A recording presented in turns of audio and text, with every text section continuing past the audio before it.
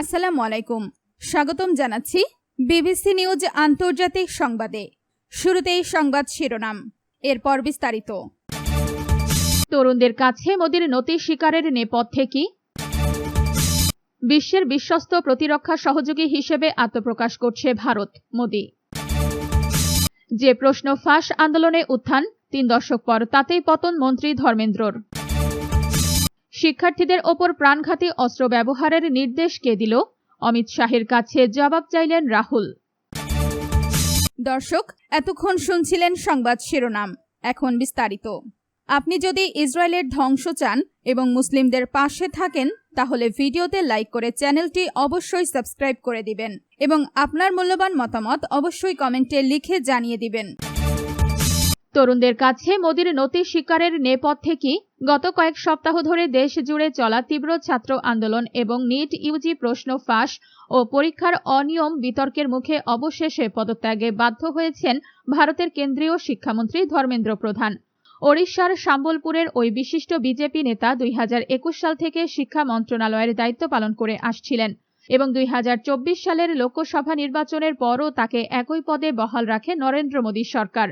তবে প্রশাসনিক ব্যর্থতা বা ব্যক্তিগত অদক্ষতার কারণে নয়, বরং জনগণের ক্ষোভ প্রশমিত করা এবং সরকারের ওপর জন আস্থা পুনরুদ্ধার করার এক অনিবার্য রাজনৈতিক কৌশল হিসেবেই তার এই পদত্যাগপত্র গ্রহণ করেছে ভারতীয় জনতা পার্টি, বিজেপি। চলতি বছরের 3 মে অনুষ্ঠিত নিট ইউজি পরীক্ষার প্রশ্ন ফাঁসের অভিযোগ ওঠার পর থেকেই মূলত সংকটের সূত্রপাত হয়।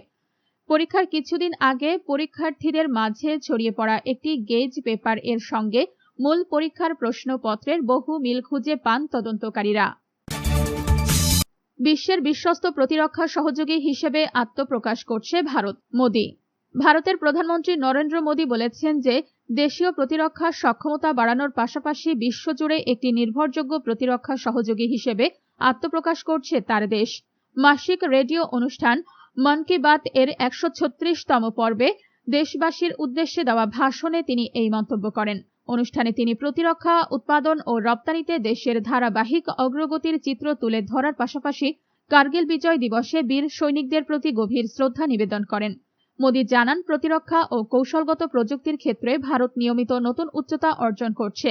জুলাই মাসের শুরুতে ইন্দোনেশিয়া সফরের কথা উল্লেখ করে তিনি বলেন, সেখানে ব্রাহ্মস ও অস্ত্র ক্ষেপণাস্ত্র সংক্রান্ত একটি বড় চুক্তি স্বাক্ষরিত হয়েছে, যা বৈশ্বিক আস্থারই বহিঃপ্রকাশ।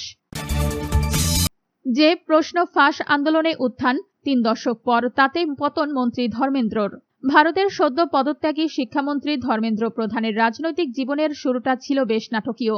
যে নিট পরীক্ষার প্রশ্নপত্র ফাঁসের জেরে দেশ জুড়ে তুমুল বিক্ষোভের মুখে তাকে মন্ত্রিত্ব ছাড়তে হলো, ঠিক 3 দশক আগে এমন এক প্রশ্ন ফাঁস বিরোধী আন্দোলনের নেতৃত্ব দিয়েই রাজনীতিতে এসেছিলেন তিনি। আনন্দবাজার পত্রিকার প্রতিবেদন অনুযায়ী 1997 সালে ওড়িশায় কংগ্রেস সরকার ক্ষমতায় থাকার সময় একটি প্রশ্ন ফাঁস কেলেঙ্কারি সামনে আসে। তৎকালীন মুখ্যমন্ত্রী জাহ্নবী বল্লভ পট্টনায়কের সরকারের বিরুদ্ধে ভুবনেশ্বরের মুখ্যমন্ত্রীর বাসভবনের সামনে প্রায় 1,500 শিক্ষার্থী অবস্থান ধর্মঘটে বসেন। আরএসএস এর ছাত্র সংগঠন অখিল ভারতীয় বিদ্যার্থী পরিষদের এবিভিপি নেতা হিসেবে তরুণ ধর্মেন্দ্র সেই আন্দোলনে নেতৃত্ব দেন। ভুবনেশ্বরের উৎকল বিশ্ববিদ্যালয়ের সাবেক ছাত্র ধর্মেন্দ্রর সাথে সেদিনের আন্দোলনে ছিলেন আরএমটি ডিগ্রি কলেজের অধ্যক্ষ প্রশান্ত রাউত। তিনি স্মৃতিচারণ করে জানান, শুরুতে আন্দোলনটি শান্তিপূর্ণ থাকলেও এক পর্যায়ে তার রণক্ষেত্রে পরিণত হয়। সে সময় আইনশৃঙ্খলা রক্ষাকারী বাহিনীর বেধড়ক পিটুনিতে ধর্মেন্দ্রর শরীরের বেশ কয়েকটি হাড় ভেঙে যায়। তা সত্ত্বেও তিনি রাজপথ ছাড়েননি। সেই অনড় অবস্থায় তাকে রাতারাতি পরিচিতি এনে দেয়। ছাত্রনেতা থেকে সংগঠক হিসেবে নিজেকে প্রমাণ করে ওড়িশায় বিজেপির ভিত শক্ত করতে অন্যতম প্রধান ভূমিকা পালন করেন ধর্মেন্দ্র প্রধান।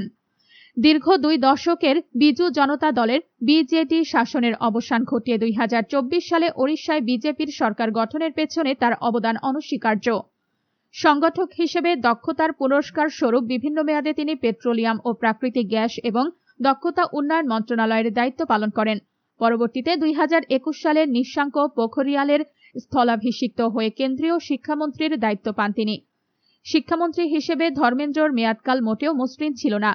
সিবিএসই এর সঙ্গে নানা ইস্যুতে দ্বন্দ্ব এবং গত 8 বছরে ভারত জুড়ে 90টিরও বেশি প্রশ্ন ফাঁসের ঘটনার কারণে তাকে ক্রমাগত সমালোচনার মুখে পড়তে হয়েছে। সবশেষ গত 3 মে অনুষ্ঠিত নিট পরীক্ষার প্রশ্নপত্র নিয়ে ভারত জুড়ে তীব্র আন্দোলন শুরু হয়। শনিবার দুপুরে দিল্লির যন্তর মন্তরে ধর্মেন্দ্রর পদত্যাগের খবর পৌঁছাতেই উল্লাসে মেতে ওঠেন আন্দোলনকারীরা। শিক্ষার্থীদের ওপর প্রাণঘাতী অস্ত্র ব্যবহারের নির্দেশ কে দিল? অমিত শাহের কাছে জবাব চাইলেন রাহুল। দিল্লিতে আন্দোলনরত শিক্ষার্থীদের ওপর পুলিশের বর্বর হামলার কড়া সমালোচনা করে ভারতের স্বরাষ্ট্রমন্ত্রী অমিত শাহকে একটি চিঠি দিয়েছেন লোকসভার বিরোধী দলীয় নেতা রাহুল গান্ধী। চিঠিতে তিনি এই হামলার জবাবদিহি চাওয়ার পাশাপাশি তরুণদের ওপর প্যালেট গান সহ অন্যান্য প্রাণঘাতী অস্ত্র ব্যবহারের নির্দেশ স্বরাষ্ট্রমন্ত্রী নিজে দিয়েছিলেন কিনা তা নিয়ে সরাসরি প্রশ্ন তুলেছেন। অমিত শাহকে দেওয়া ওই চিঠিতে কংগ্রেসের সাবেক এই সভাপতি বলেন, যে কোনো গণতন্ত্রে শান্তিপূর্ণ প্রতিবাদ অত্যন্ত গুরুত্বপূর্ণ। আন্দোলনকারীদের রক্ষা করা এবং আলোচনার মাধ্যমে তাদের অভাব অভিযোগের সমাধান করা সরকারের দায়িত্ব।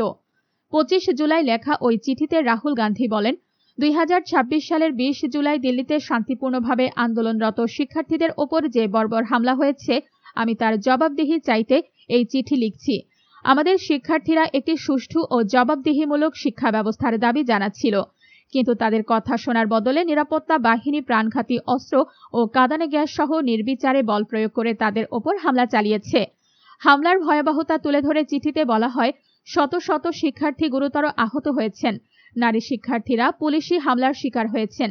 এমনকি উদ্দেশ্য প্রণোদিতভাবে তাদের গোপনাঙ্গ নিশানা করেও হামলা চালানো হয়েছে।